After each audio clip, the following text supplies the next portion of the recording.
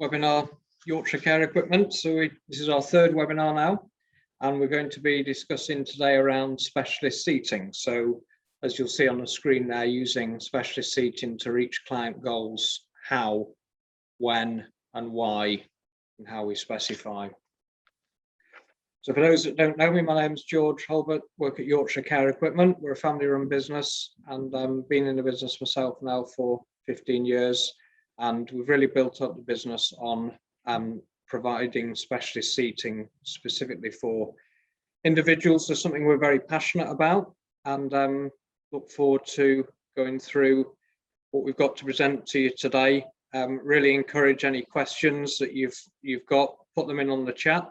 We will have a question and answer session, and anything that we can't answer in this session, we'll certainly come back to you on. So just a little bit about us, what we do. So as I've already mentioned, specialist seating assessments, particularly in the COVID times, this has been challenging but achievable.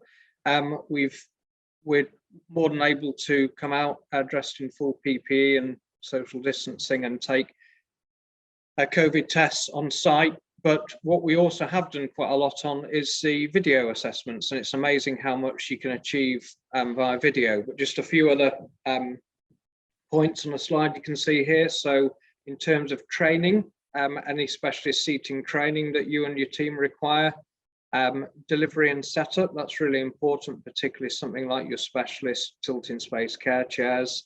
And then of course, and critically so, the after sales, the servicing and maintenance of that equipment. Or you might be just in the very initial stages, you've got a client that you want to discuss. Well, feel free to pick up the phone, give us a chat. We're more than happy to chat through the different options available, and we like a good challenge.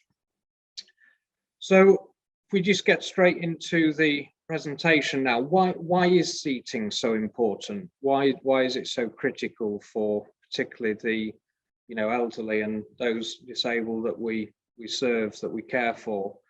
Well, we can see on the stats here, we spend a lot of time sitting.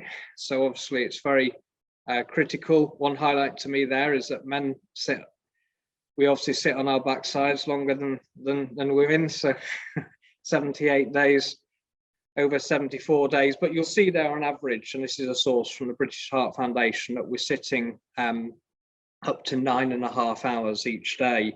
I found some interesting stats in terms of this was age related. So adults of working age, we generally on average sit up to 9.5 hours per day. For those aged between 65 and 74, the average goes up to 10 hours per day, and then 75 and beyond, 11 hours per day. So we can see that cycle, that period, that increase as we get older. So it really is important that we seated correctly, particularly as we get older. So this next slide really goes over the problems that are caused by incorrect seating. I won't go through them all in detail, but we'll just take a little bit of time just so you can scribble down a few of these. We will make the slides available to all after this session. So if you've not been able to join today or you don't get everything down, don't worry, they will come round shortly after the session. But I think just to highlight on a few, so poor posture, we've often seen this, haven't we? So it might be somebody sacral sitting or leaning to one side, the chair's inappropriately sized, and it's just resulting in poor posture. And then that can just lead on to other things. So it might be we start getting pain as a second point, of course. So shoulder pain if we're leaning to one side, or joint pain if we're not elevating the legs, for example. If we're, if there's swelling and poor blood flow circulation in the legs and we're not elevating them, then we're going to feel fatigued and have pain.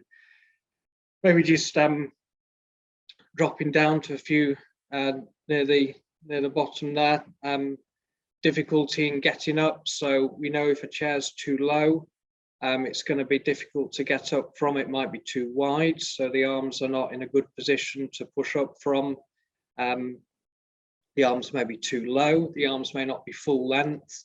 So all these things kind of really leading us on to the next point, a lack of independence. So we're reliant on others maybe to assist us out the chairs, and that in turn reduces confidence for the user, or maybe means that they can only stand when their carer comes round, so they're isolated, having to stay in that same position. So you'll see there's many different problems which are caused by incorrect or inappropriate seating. I thought this next slide really summarizes very well in terms of what is good posture. What do we mean when we say good posture? And this lady here, Pauline Pope, she's very experienced in the specialist seating and has wrote many books and articles on this. She summed it up in 3 ways. So first of all, it facilitates effective functional performance. So people's ability, so maybe to stand out of or sit down into a chair. This next point's really interesting, a highlight to me. It's energy efficient. So you know, you're not too far forward, leaning forward in the chair, or sacral sitting where there's a lot of you get in maybe lower back and muscle pain. If you can get your body in the correct positions, it's going to be a lot more efficient from an energy point of view, which we know is critical as we get older. And then this third one, it doesn't harm the body systems.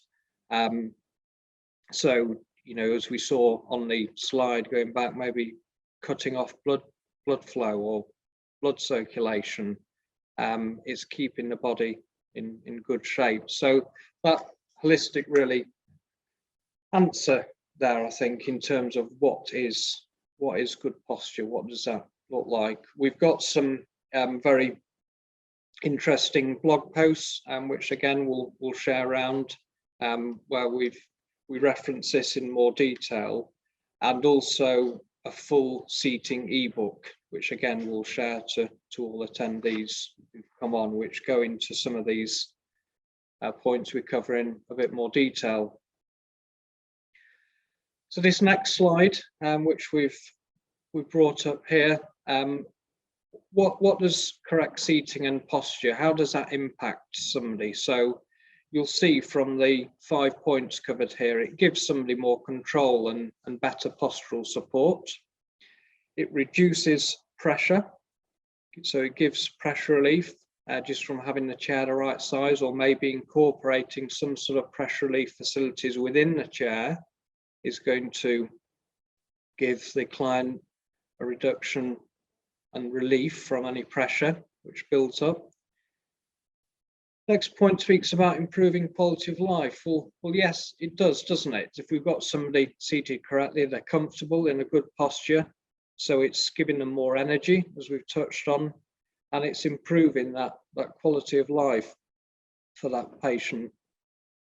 Can the client's mobility be improved? Well, absolutely. If we've got the chair which is the right size, so it might be the width of the chair with a good full arm, something that they can easily sit down or stand up from, might be something which needs to be motorized to assist them. Well, again, it's facilitating that mobility, maintaining that.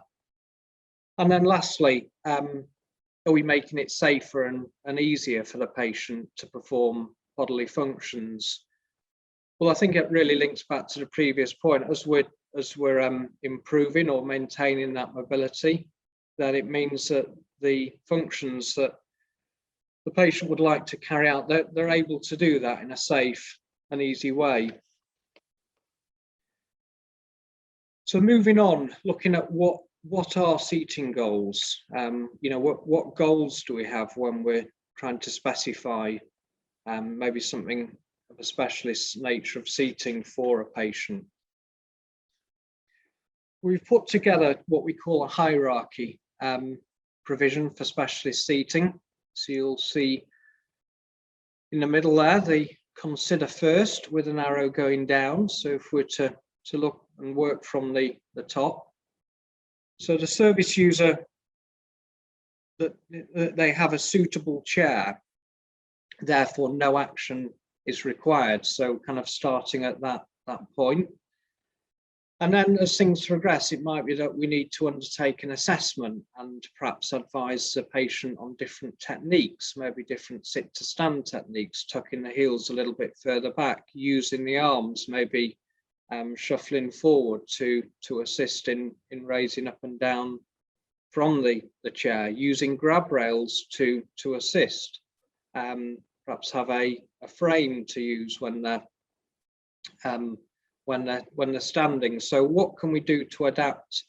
Really moving on to what we can do to adapt their current chair. Is it that the chair needs raising, so maybe raising by 2 inches by some razors, or have they got some pressure issues? Could we put a thin gel pad on the seat cushion of a chair to provide them with more relief? Is it that they need to elevate their feet? You know, they find the chair perfectly comfortable, but they're feeling fatigued in their legs, they're getting poor blood flow, maybe pins and needles, they need a footstool to elevate them, or maybe some postural support. They tend to lean to one side, so it might be a little bit of lateral support that they need to encourage them to keep in a good midline position. Moving on from there, it might be that, you know, after assessment that, well, there's no appropriate chair. It might be all the chairs are too low, for example, as we often find our traditional lounge furniture, it's deep and too low. So, you know, they may just need just an upright chair, but something to the right size to be comfortable in. And then looking at the next point is the rise and recline chair. So they're really struggling to maybe stand from a normal high back chair, and they need that assistance. Or for a comfort point of view, they need to be able to recline back, so using the tilting space facility, which maintains good contact all the time with the backrest seat and leg rest, and have their legs elevated. So moving from a standard rise and recline chair, it might be something that they need a lot more bespoke. So it might be that we need to consider building in pressure relief to the chair, or lateral support to the backrest, or maybe a drop-down armrest if they side transfer from wheelchair to chair. It might be that they need a different action of chair, so perhaps more of a dual action, so they can open and close the backrest as needed. And then, of course, right down at the bottom, a care chair, so a tilting space care chair. It might be that they're now in a position where they're hoisted for all transfers. They lean heavily to one side if they've suffered with a stroke, and they now need that high level of care, and they need to go for a specialist care chair. So just to dig a little bit deeper into detail, and in terms of kind of the questions that we should be asking, maybe a bit of a sort of a checklist that you've either got down on paper or in your head. So things to consider: is the client hoisted? So if the answer is no, well, it's very unlikely that a care chair will be needed. These are generally for patients who are hoisted. Can they sit down and stand up unaided? Well, if the answer is yes, then they don't need a chair to help them do that. They've got that mobility.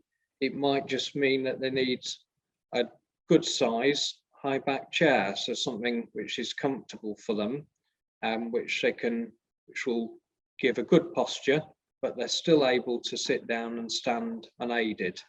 However, if that answer is no, they do need some sort of form of aid, well, then it's likely they need a rise and recline chair. So this next point, do they need a long-term solution? So it might be that somebody's had a hip replacement or knee replacement operation, and they know that recovery time is going to be between 6 and 8 weeks, for example, and they were very fit and healthy before, and they just need something in the short term to aid their recovery. So the option there is to consider hiring a high seat or rise and recline chair. So it doesn't need to be an investment if it's not for something long term. So this next point, point number 4, is maintaining good posture the only real concern? Well, that might be, no, it may not just be good posture. There may have a lot of edema on the legs, for example, as well as leaning to one side, and maybe having pressure issues as well. So there's a lot of things to consider there. So we might be more going down a route of something more like a bespoke rise and recline chair.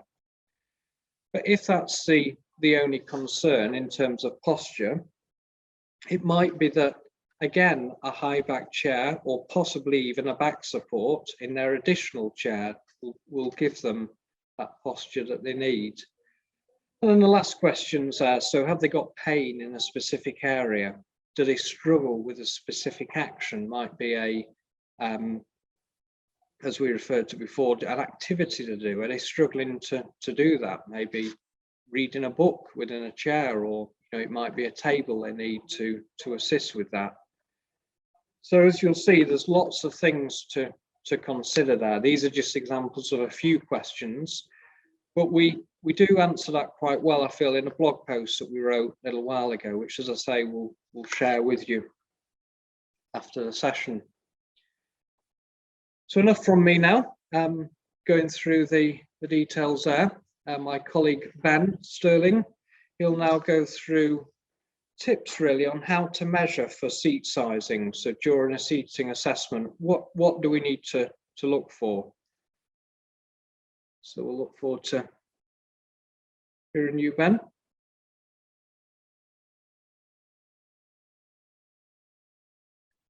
Thank you, George. Oh, just going to share my screen.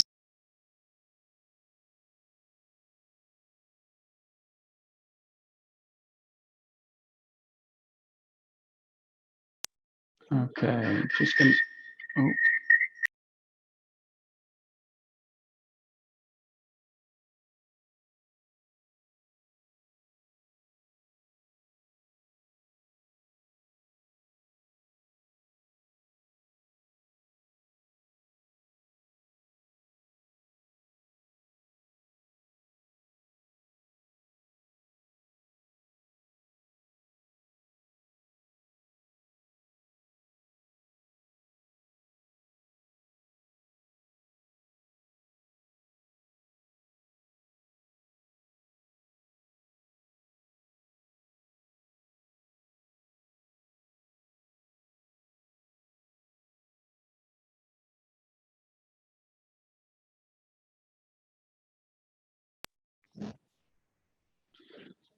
Okay, there we go. I think we're fixing it, aren't we?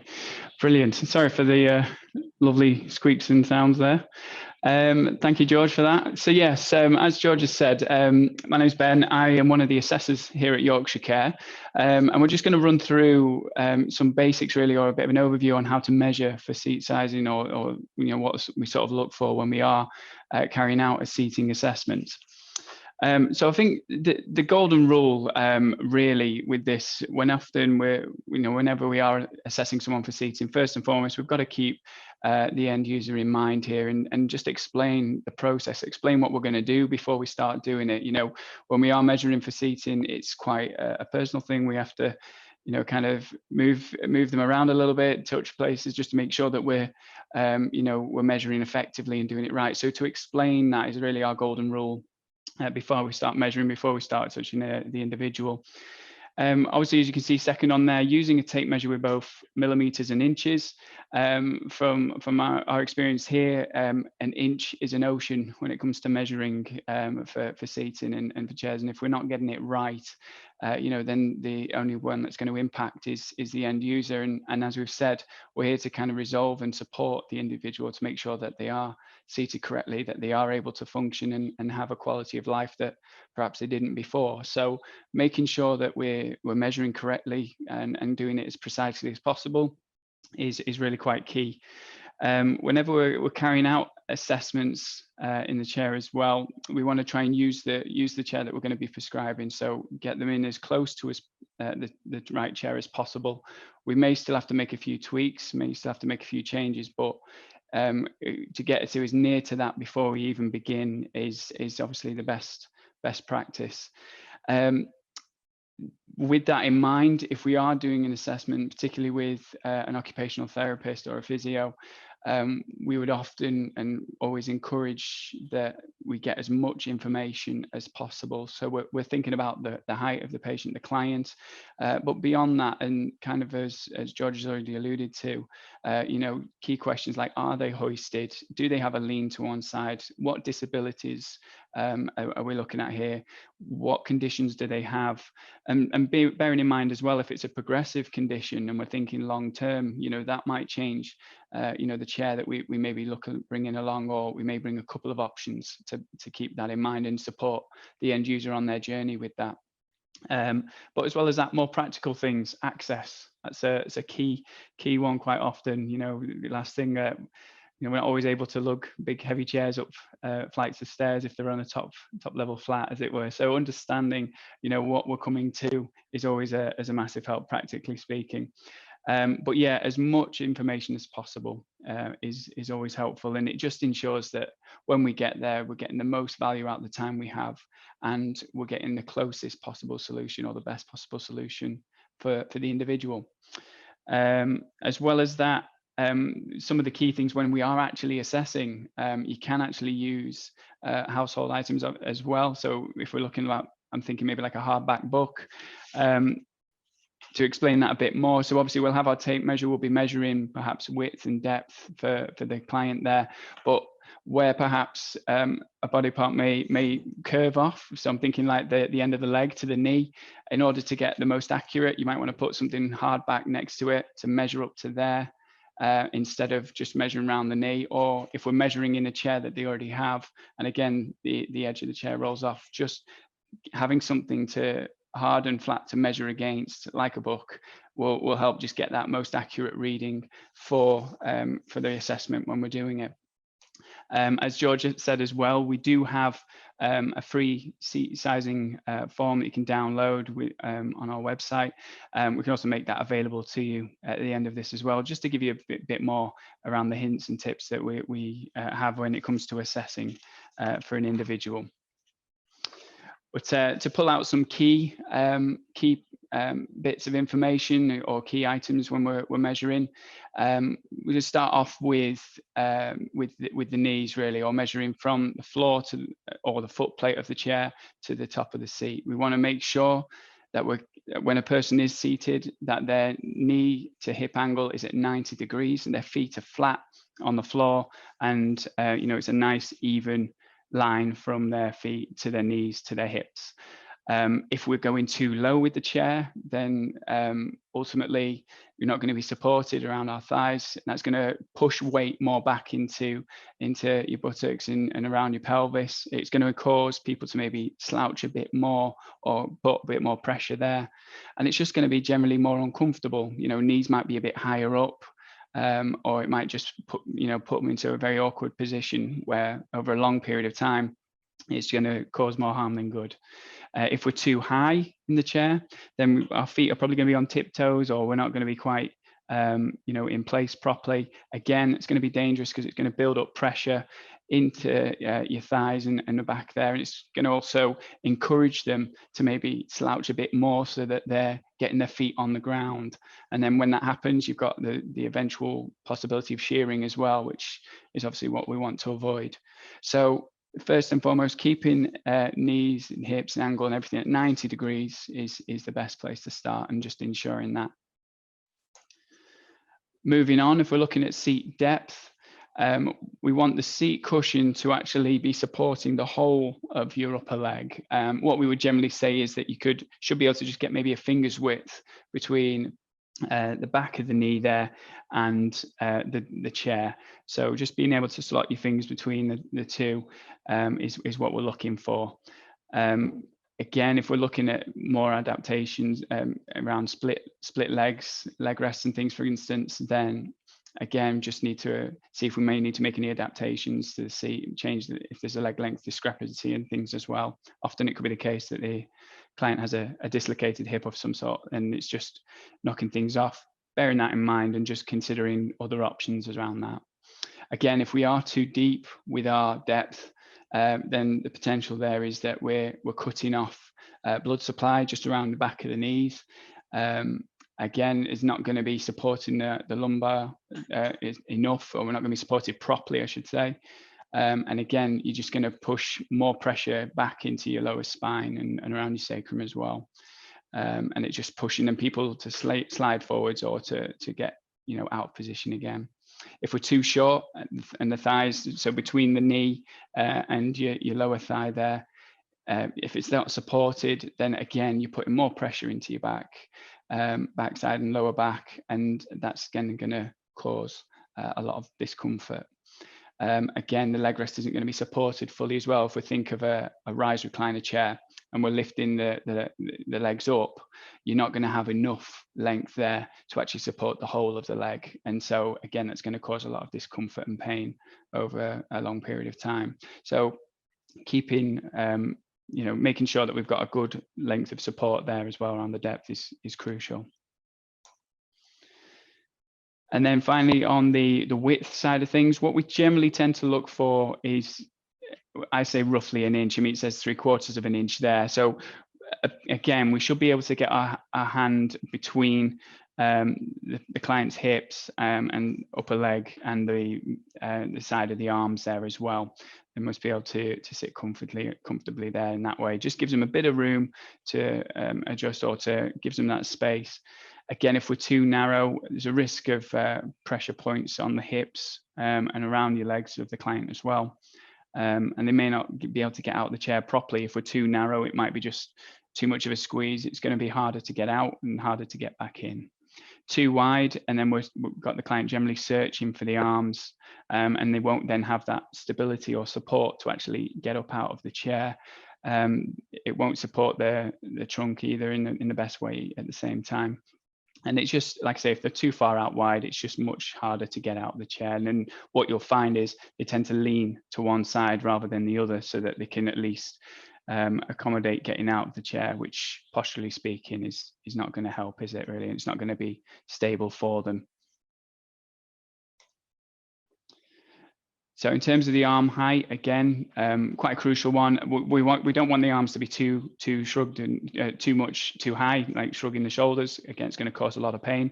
And the same way, we don't want them to slump down either. It gives a lack of stability, as you can see there. And again, they're going to be leaning to one side or the other to try and just get the benefit of the chair to some degree. And again, that's just going to be the wrong type of support that we're looking to offer. Arms should just be resting nice and gently on there, and just in a nice neutral position. So shoulders should be level, and just again a nice line with your hips and your knees and your feet. Again, if you are too low or too high with that, or too high I should say, with the arm height, then you are going to really be putting a lot of pressure on your elbow, or it could result in pressure sores on skin breakdown on the elbows, because again they'll be pushing more weight on one side. So it's just those kind of crucial bits really that we're looking for, and making sure that we've got a good height and a good line with the rest of the body. In terms of back height as well, we want to make sure that throughout the whole of the back is being supported. So from top of the head right down to the lower back. Now, there's a range of different backrests that we can offer, to provide lumbar support, to provide, support on the sides. We can have cushions with lateral support on there as well. We can do a lot more around the backrest, but making sure it's the right height is the crucial thing. So we want it to be supporting the back of the head with them sitting right back in the chair. So the lumbar support should be in the correct position, just right at the lower back. And, it will just give them that comfort and support that's needed in the right places. Again, if we're too low with the backrest, the head will not be supported properly. It's going to put an awful lot of pressure on our neck, and that's going to cause a lot of pain. And again, if we're too low with the lumbar support as well, it can actually be pushing the person more forward out of the chair. And again, it's just going to cause a lot of discomfort and further problems there. And there'll be a bit of a gap between the chair and the back as well. If we're too high and the cushions are way up here, again, your head support is going to be in the wrong place. It's going to be pushing your head a bit forward. And then naturally as well, the lumbar support is going to be too high. It'll be around the middle of your back. And again, it will just be pushing you out. So in all of these things, when we're considering or when we're assessing, one, we want to get the measurements right, but two, we want to look at the right back support as well, the back, what back cushions we're looking at here. There's not just one size fits all. You know, in each individual's case, we're looking to make sure that we're supporting them. And if they have got a bit of a lean, if they've got scoliosis or a bit of kyphosis or things like that, it's again just bringing to the table a few different options so that we can really support and encourage you know, the best posture possible. Okay, so this is our care chair that we have designed and engineered here at Yorkshire Care. This is more for kind of specialist cases or in a care chair capacity. So if a client is hoisted or if they're needing a lot more support from a chair, this is kind of the area we'll go to. So in the seating hierarchy we saw before, you know, once we've gone through all of those points, the bottom point was actually the care chair. That's what this is. We are actually going to do a live demonstration of this chair just to kind of show you again what we've talked about in terms of assessment, but also you know, the level of support we can offer. But before I do that, I'm just going to hand over to George to take any questions that you guys may have at this time. All right, I'll pass you back to George.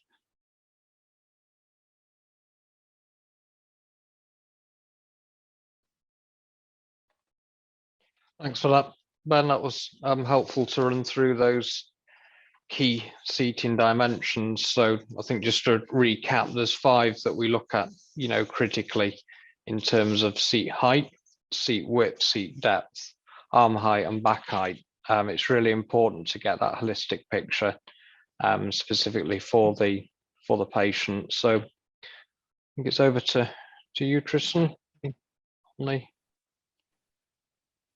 It looks like we've just got one question here. If anyone's got any other questions, please do pop them on the chat. But we've got a question as to whether we assess patients in hospital or predominantly in the community. Over to you, George. Well, predominantly, I suppose the majority of the assessments we do are in the community. So either in patients' homes or maybe in a nursing and residential care home. We've certainly done, and no problem at all, to assess patients in hospitals, particularly to facilitate with the discharge process. It might be that a more complex patient needs to be assessed for a piece of equipment before they're able to be discharged. So absolutely, and we appreciate they're often time driven. So we'll try and respond as quickly as possible where assessments need to be undertaken actually in the hospital itself. That's good, George. And it's also worth mentioning that we actually supply a lot of chairs directly to hospitals as well for use on their wards, both care chairs and rise reclines, and also a rehabilitation type chair called the Pro Spec as well. So we're very used to being in hospital wards and assessing for seating there. A few other questions. They all seem to be about ourselves rather than about seating, but that's fine. We've got a question here as to whether we hire out chairs, which I'll pick on if that's all right. So we certainly do hire out both care chairs and rise reclines, and we do that per week or per month cost. So you can extend it as long as needs be. We've got another question here from Bryony as to what area of the country do you visit for assessments? George, if you want to pick up on that. Yeah, thanks. Well, as you know, or for those that don't know, we're based in Harrogate, North Yorkshire, so the north part of England.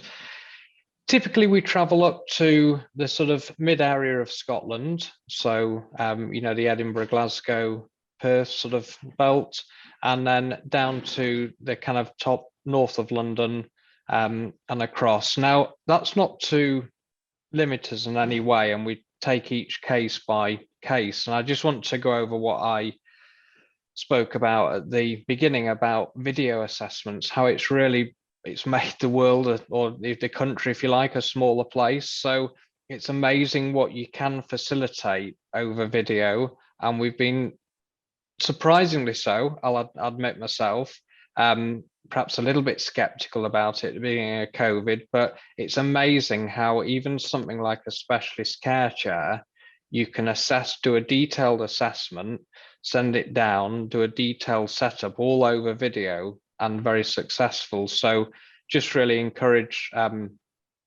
those, with patients maybe more remote or struggling to call us out. Try us on that. I just want to take back as well to the question that Tristan answered in terms of hire. We do also hire the high seat chairs. So in the event of somebody who's had a hip replacement or knee replacement, and it is literally just the height of the chair which is critical, that's an option, as well as the rise and recliners and the care chairs. Absolutely, and we've actually had a question as to higher prices. They are on our website. So if you go onto our website and hover over the all products section, you'll see there's a section that says equipment for hire, and the prices are all detailed on there.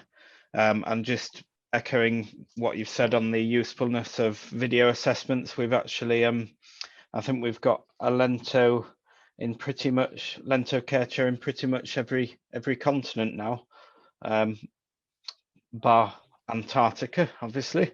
But it is incredible, what feedback we get from all over the world, particularly in places like the States, where they don't seem to have the same kind of specialist seating, care chairs, that kind of thing.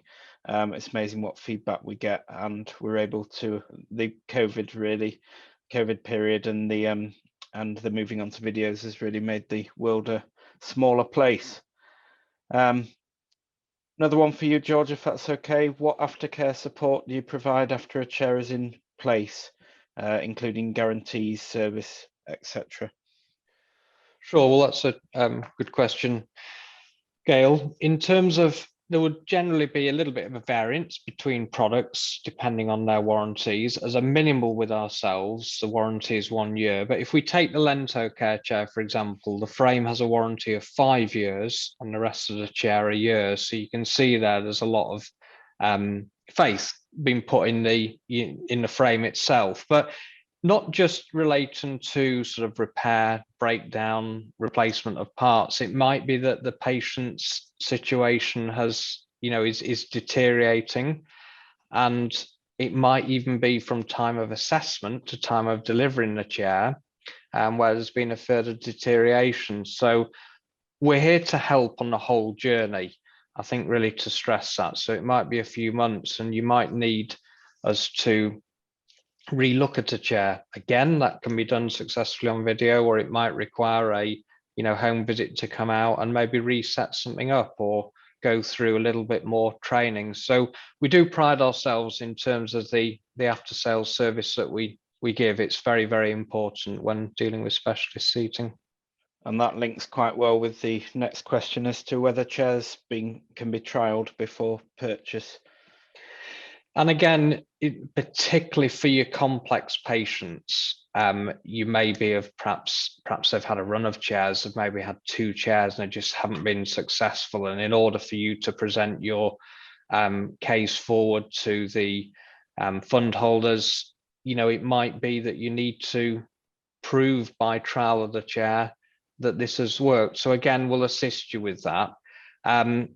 It maybe links as well with, we give a guarantee on the Lentil that there's a no quibble 7-day money back guarantee. And that's because, I think, just to reiterate with the Lentil, we've put so much time and effort into it. We're very confident in terms of what that chair, how many patients it can suit, how adaptable it is, how flexible it is. So that there is the option of taking it on a trial. Maybe if it's a private purchase, they want to be sure that it's going to be right. So we can certainly assist with that. That's good. Well, we'll be coming on to the, Ben will be doing a live demonstration on the Lentil Care chair soon. We've got a question here as to patients with dementia and whether rise recliners are a risk. I'll kickstart that if that's all right. So obviously it's very much down to your assessment, because as we know, every dementia patient is different in how their cognition works. So whether they're able to understand what a handset does or how the chair functions. But if there is concerns on that front, there are, and a rise recline chair is still needed. There are options in terms of that. So obviously a very simple one is just pulling the handset out the way and maybe putting it on the back of the chair. But you can also get what we call key to lock handsets as well. So where you have a little key that has to be inserted into a slot in the handset for the handset to actually function. So there are certainly ways around that. I think one point to note as well is if someone does have dementia and you've reclined them back in a chair, well, it's very important to assess that, because if they then start trying to climb out of the chair whilst they're reclined, there could be a safety risk there. But it's just very important to take each case individually. Have you got anything to add on that, George? No, I think that's good. The handset is obviously the critical one. You know, we're not wanting them to fiddle with that and press the rise by accident and end up coming out of the chair. The other thing to bear in mind is the dementia is a key one, really, in that you want to maintain their physical ability for standing. So you need that rise facility. But it's how can you, for example, safely leave if you've done your risk assessment and you think it's safe to leave somebody in a chair. Well, you can get, I suppose it'd be more of a 3-action type chair. So you can get the tilt, which operates separately to the leg rest and the back recline. So whilst leaving them in a standard seated position, you can tilt the seat back. So whilst still maintaining the feet on the floor, you've basically increased the rake on the seat to prevent somebody being sliding out of the chair, because a rise and recline chair would generally be a fairly level rake. So just dropping the back of the seat down, so operating that tilt, would also be an option to consider with a dementia patient. Yeah, very good point. We've done some very successful assessments in the past for patients with dementia with that action type. Another question here is as regards to hospitals. So if you supply a patient in a hospital with a chair, would that then be transferred to their home when they get discharged? Well, just picking up on that, if the patient themselves was to purchase their own chair, then yes, absolutely. If the hospital couldn't assist with that, that's something that we could facilitate. So moving chair from hospital ward to the home. Sorry, I know this is very obvious, but if it was something that the hospital had invested in themselves, then it's probably potentially something they're going to want to keep. So I'm guessing that if maybe social services or the local equipment loan store or private purchase had funded the chair, then yes, we can assist with the transfer of the chair to the home when they get discharged. Very good. And last question by the looks, as to whether we have a payment option plan or any refurbished chairs available for those on a tight budget. So the answer is yes. Did you want to go into a bit more detail, George? Yeah, well, there's a few options, as Janine, you've put there in the question in terms of refurbish. We do absolutely have quite a large demo fleet. We also hire out chairs, and from time to time we do sell those off as well as refurbished. So that would certainly fit those who are on a tight budget. In terms of payment option plans, we Do you want to touch on that, Tristan? We don't have, we can be flexible within sort of a few months, but that's really because we're taking a risk. It's not something we're able to do further than that, really. We did we did used to have a scheme in place with a company, but unfortunately what we've found over COVID period is that any kind of financing companies, they've felt that it's too high risk to be able to offer finance schemes to those that are vulnerable. I know that seems very unfair, but obviously, as we're not an insurance company or we're not regulated by the financial authority, we can't really provide that credit service ourselves. We have to use third-party companies, but we've been struggling since COVID to find an option for that. So if anyone has any thoughts or ideas, please do let us know. But we are also looking at things like direct debit schemes.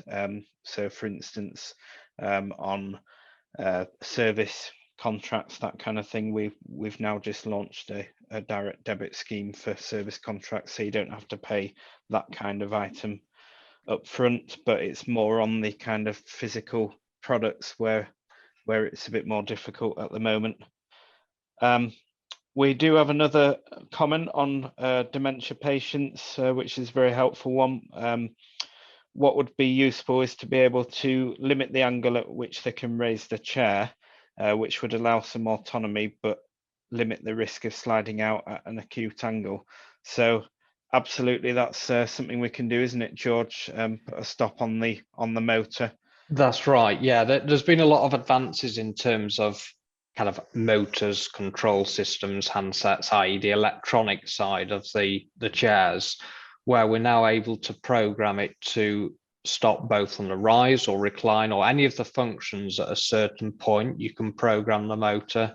So absolutely, that's key, because we know that if we take it to the full rise, well, somebody's more likely to fall or slide out the chair. So we can work on a case-by-case basis on that and program to what's required.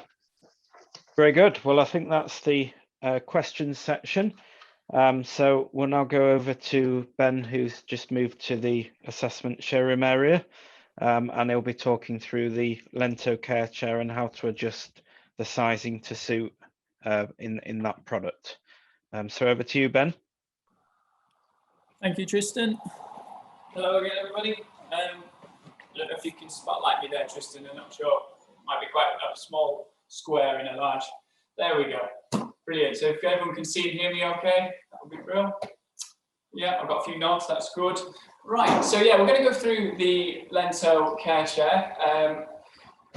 Basically, to give you a brief history on it, I mean, as a company, Yorkshire Care have been running and doing things for 40 plus years, seating obviously being the main focal point of our business.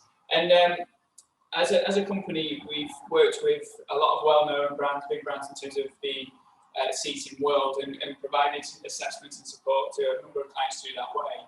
But what we were finding as well was there was a couple of tweaks, adjustments, things that could be done to improve upon the seating and make some changes to really improve the end user's experience as well. And so we feed a lot of that back. We send a lot of stuff off. Some of it would be done, some of it wouldn't necessarily be adhered to or listened to in the same way. So after a bit of frustration and you know, planning the way through on that, we decided as a company to make our own chair, to come up with our own chair that's going to suit a wide range of people. For the Lentil, we say 80% of the adult population, we stand by that. But one chair that has a high level of adjustment to it. So not only will it suit a range of people, but it will also follow the line of a condition if it's a progressive one. So within this chair, we came up with the Lentil. When it was initially in the planning stages, we thought, oh, easy, take us 2 months. Ended up taking several years to get it right. And that's through getting feedback from occupational therapists and other professions in the care industry, just to really make sure that it's going to do the job that we want it to. So yeah, within this chair, we've designed it to be highly adjustable, but also very modular as well. We'll go into more detail on that as I go through the chair. But I think the key thing is with this chair, all of the adjustments you're going to see here today can be done without the use of tools. So you've got various different levers and functions on the back, but then underneath you've got various screws and bits and pieces you can just undo by hand and tighten by hand to actually get the level of adjustment that we're going to show you today. So, as I say, we've got a flexible chair here suiting a range of needs and requirements. Within the chair, there are 5 levels of adjustment that we're going to run through. So the first one I want to show you, as I said before, just underneath the chair here, we have 2 hand screws. And these are under here are actually to adjust or to loosen up and help adjust the width of the chair. So just by unscrewing those 2 at the back, we are then able to adjust the width on our chair to whatever size that we need in there. Now, before the questions come flooding in, you've got a width adjustment on this chair of around 14 to 22 inches, just by moving the arms to the right size that we need. Now, these arms as well can come off. So in terms of a lateral transfer, that's obviously quite a straightforward way of getting people in and out. It's quite an easy way to access that. But as well as that, we can also adjust our arm height just by these 2 pulpits here. And very quickly, you've got an arm height difference there. So you can adjust it and get it to the right height of the individual that we're looking at. So already we've got 2 levels of adjustment there on the chair that we've got very quickly. Now, at the back of the chair, there is a pull pin. And with that, we can adjust the depth of the chair. Now, it's always a bit trickier to show on screen, but hopefully you can see here. So we take the pull pin out, and then we can just slide the cushion or the whole base of the frame here forward and back until we find that right depth for the individual that we're assessing. Okay. Now, just a quick word on the cushion here. One thing that we've maybe not touched on as much in the presentation so far is pressure relief. With this chair, as I said before, we've designed it to be incredibly modular as well. So when we're doing an assessment for an individual, we want to make sure that if they are going to be spending a lot of time in the chair, that it's going to be comfortable, it's going to support them, it's going to have the right level of pressure relief. Now, we tend to, as a standard, have like a gel cushion. Most of the time, that's the kind of popular decision that people come to, which is a high level of pressure relief. But if somebody has a condition and it's very progressive, they may start off with a medium cushion, and then they might need to go up to a gel, or they might go up to an alternating air cushion, like a super high pressure relief. The general thought and feeling behind the chair is we don't want you to buy a whole new chair. We don't want people to feel like they have to make loads of changes. You can just plainly and simply take the cushion off and swap it out for the next cushion. So that way, long term, we've got a very cost-effective way of actually supporting that individual.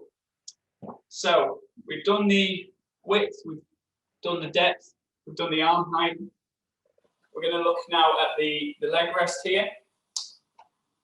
So we've got an articulating leg rest on the Lentil. Reason for that, most people, or quite a lot of chairs I should say, have got just a leg rest that kind of flips up. Now, nothing particularly wrong with that, but what we tended to find was if it's just a flip up leg rest, it doesn't really follow the line of the leg when it's extended out, and it can put a lot of pressure in the back, towards the bone and the back of the legs, and it also can put a lot of pressure on the feet with bend in the middle. With the articulation that you see here, it just follows that extension of the leg, and it just makes sure that we're actually supporting, as we talked about earlier, top of the leg and the bottom of the leg as well, and then obviously the feet on the foot plate. Now we get to our fourth adjustment here on our foot plate with 2 pull pins on the side. You can adjust it to whichever length that you need. And if you have someone that's, if we're thinking maybe with someone that has plantar flexion, you can adjust the angle of the foot plate as well. So just by turning these two screws here. So in terms of the depth adjustment, I didn't really mention how much depth adjustment we have. You can have 15 to 23 inches of depth adjustment on this. We could also put a blocker in the back to maybe make it down to about 13 inches if you wanted. So there's a good range there. In terms of arm height adjustment, you've got 6 to 9 inches of adjustment there as well. So again, a pretty good range of adjustment. So if you've been counting along, you'll notice I've only gone through 4 levels of adjustment so far. The final one is actually on the back height.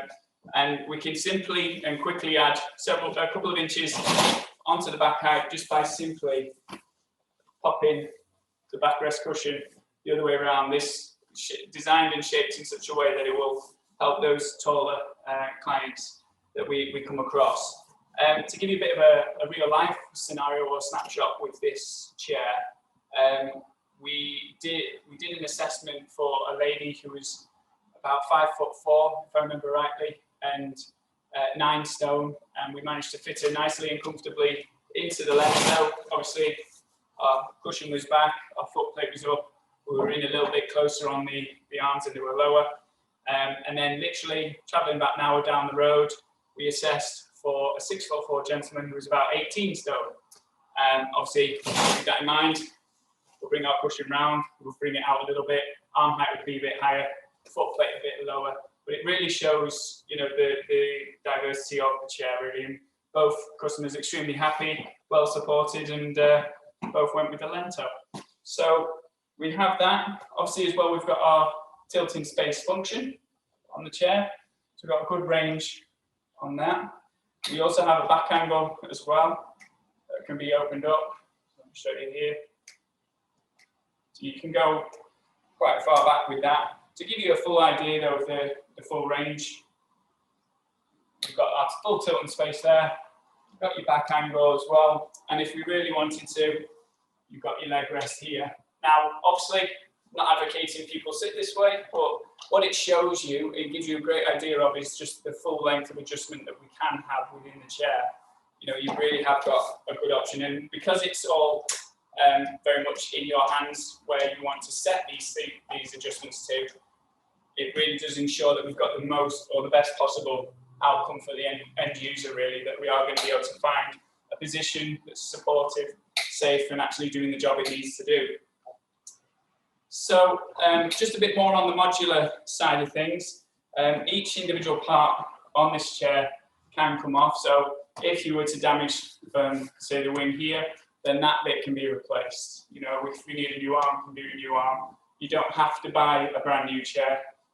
You know, each of these cushions you could buy individually. You can adjust the wadding on each of these individual cushions as well.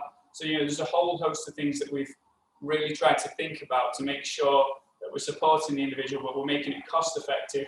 We're able to make those slight adjustments to, one, support an individual on their journey, but also if, you know, one person's no longer needing the chair and it's moving to another, then we're able to tweak it and make some further adjustments there. Is there any questions on that at all? I saw a few comments flashing up as we were going through, Tristan. Sure, yep, there's a few questions here. So first one is as to the cost of the Lentil and whether there's any type of payment plan. I'll just cover off quickly on the payment plan.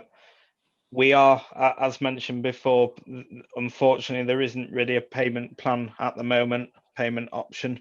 It is something we'd like to get set back up again, but with the COVID situation, we've not managed to find someone who can help us offer that. Did you want to cover off on the cost of the chair, Ben? I can do, yeah. So for the standard price, and you have to correct me if I'm wrong here, Tristan, I think it's down as 2596, I believe, with what you see here. Is that right? Or have I got that wrong?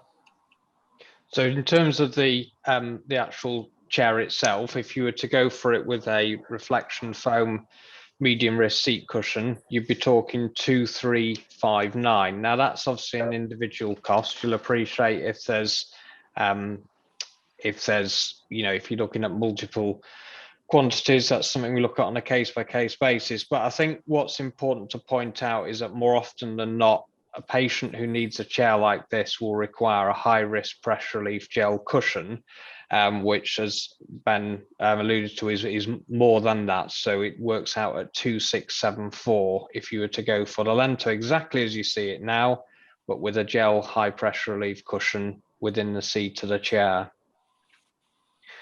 The next.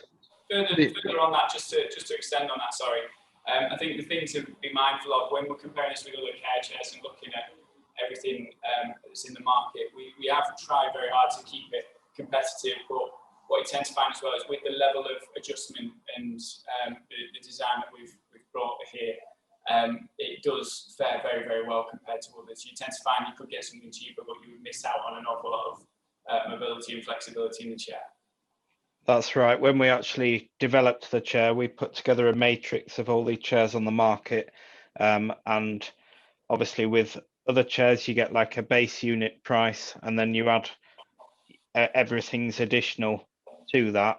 And when you build up the spec and then compare it to the price of the Lentil does come out very well in terms of price and value.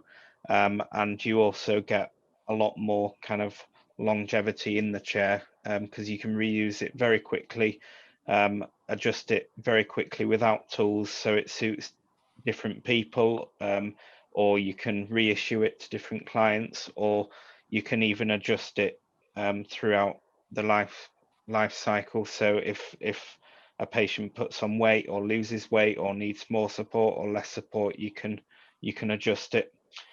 And whilst we're on the subject of support, we've got another question here as to whether we have deeper trunk laterals.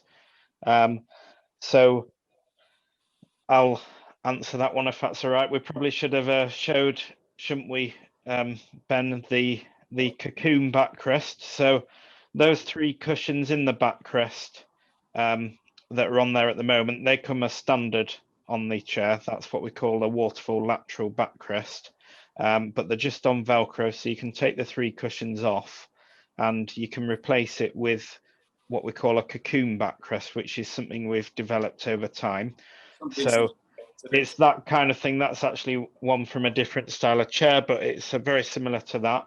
Basically, you get support right from the head down to the hips, and it almost, well, as the name suggests, it cocoons you into the chair, but it's soft support all the way along the body line. And we actually can supply wedges, foam wedges, to go behind that, so you can almost fit it. So if you've got someone with, say, a scoliosis or that kind of thing, you can actually fit the backrest shape to the client. And that has actually even worked for those that have traditionally been in molded seating, or kind of your adjustable winged backrest care chairs like the Duo or the Phoenix from Seating Matters.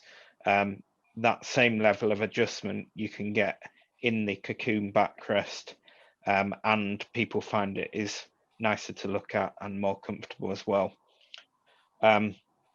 We had a question as to whether the prices include VAT.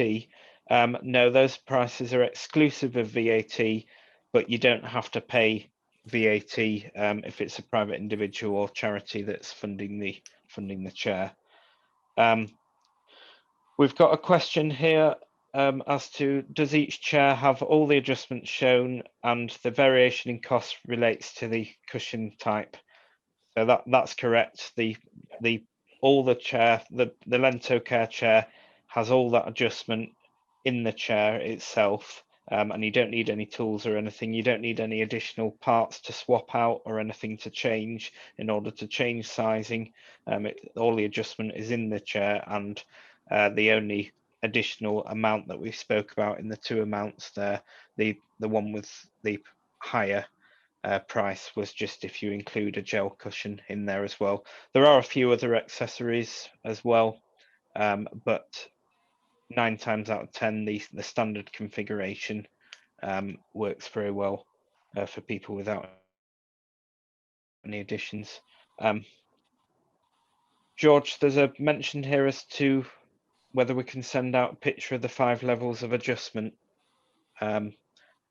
Absolutely. I think what we'll do with the, thanks everyone for all the questions that's come in, we will include links on the feedback form. So to the, clearly to the brochure, and also our product page on the website, which we've got a useful video we put together so you more clearly can see what the 5 levels of adjustment are. I'm just conscious of the time, just to answer a few quick questions. So somebody asked, how soon can you deliver after ordering a chair? Well, that's very important, because as we've known going back in time, that typically a care chair would maybe take between 6 and 8 weeks to have made. So it was very likely that the patient had deteriorated from between time of assessment, maybe getting the funding, getting the chair ordered, and chair being delivered. In some cases would no longer be suitable for them.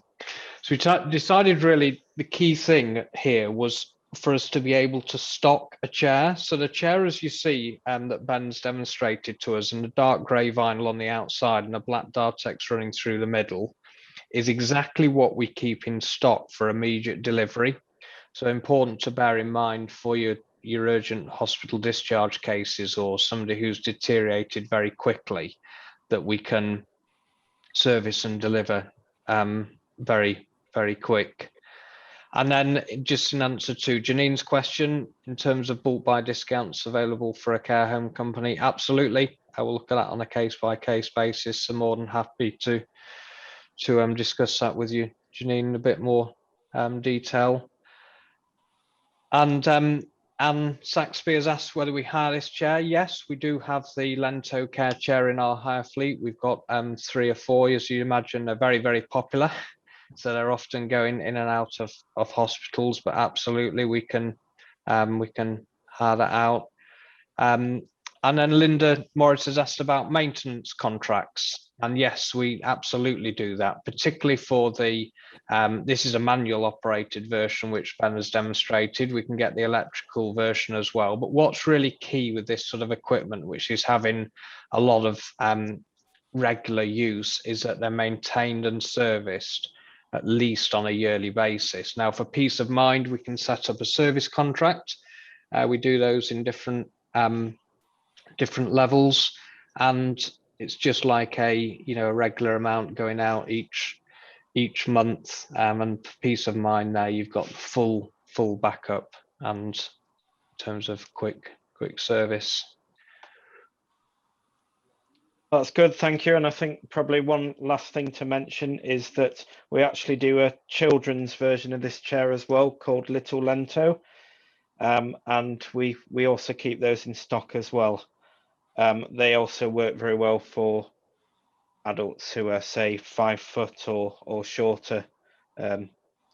They fit very well. It's basically exactly the same chair, same adjustment, but in a much smaller size. So I think, just quickly, Tristan, sorry, the other thing as well, just briefly, you can get other accessories, but as well as that, you can get belts. The frame actually already in place with the fixings to put a belt on if you needed to, so a 2 or 4 point belt, or harnesses and things as well, if that's something that you're concerned about or think is necessary. So it has really been thought about from every kind of angle in that way as well.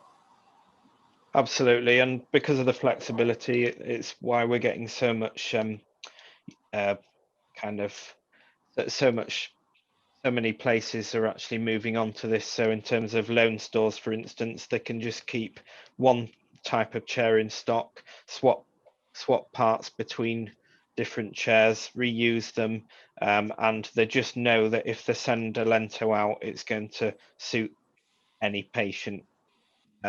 It's just a lot easier to maintain and to service everyone's needs quickly and efficiently. So I think that's probably all the questions there. George, is there any more to add? No, I think that's great. Thank you everybody for your time, and apologies we've gone a little bit over. So just the last slide or two here just to run over. We put a lot of effort and time into our resource section on the website, and would really encourage you to jump on there and have a look. So spent a lot of time putting together a seating ebook, which we've taken some of this content from, helping with writing justifications. We know that it's a lengthy process, so there's tips and tricks there, and parts to copy from, to put into your justification reports. Prescribing seating, so prescription forms, lots of training videos. So really encourage you to go on the website there, and any other resources you feel would be good to develop, give us a shout on that. So thank you very much again for joining us. Time you've taken out your day. Thank you for the questions that come in. So we'll get the feedback form over, but if you've got any queries, anything you just want to chat through on the phone, any assessments you want to book for our experienced assessors to come out and assist you with specialist seating, please don't hesitate to contact us on any of the numbers or emails shown on the slide. Thank you very much all.